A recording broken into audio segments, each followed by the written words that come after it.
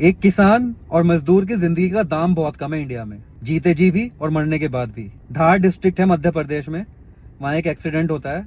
एक पिकअप में 45 labours travel कर रहे थे, 45 मजदूर। पिकअप का टायर पंचर होता है, पलट जाता है, 16 लोग मर जाते हैं उसमें, जिसमें औरतें और बच्चे भी शामिल हैं। मतलब कुछ लोग तो कहेंगे कि एक एक्सीडेंट है, बट सोचो इस एक्सीडेंट के पीछे भी तो रीजंस है ना। उन्हें ट्रांसपोर्टेशन क्यों प्रोवाइड नहीं किया गया? और अगर ट्रांसपोर्टेशन ये प्रोवाइड किया गया पिकअप फॉर 45 लोग, तो ये तो बहुत बेकार चीज है।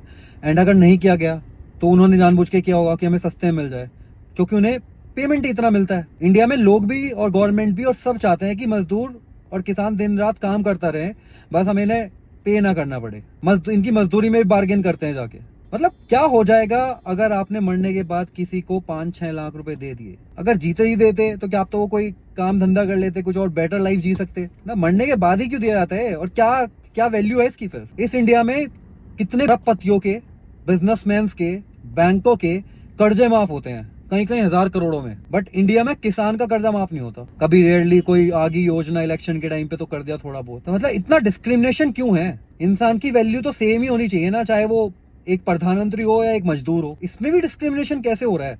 एंड हमने इस पे कभी काम क्यों नहीं किया? कोई ऐसा कानून नहीं है कि भाई अगर कोई किसी से मजदूरी करवा रहा है तो उन्हें भूसे की तरह भर के मत लेके जाए, है ना। प्रॉपर ट्रांसपोर्टेशन दे, प्रॉपर रहने की जगह दे, प्रॉपर खाने के दे। बट नहीं, कीमत थोड़ी ना है मजदूरों की या किसानों की इंडिया में। मतलब this is a time like when we should unite together and fight for such things. ये छोटे छोटे इश्यूज खत्म करने पड़ेंगे पहले, अगर हम अपने आप को एक बड़े लेवल पे लेके जाना चाहते हैं, या एज अ जो विश्व गुरु बोलते हैं ना वो बनाना चाहते हैं।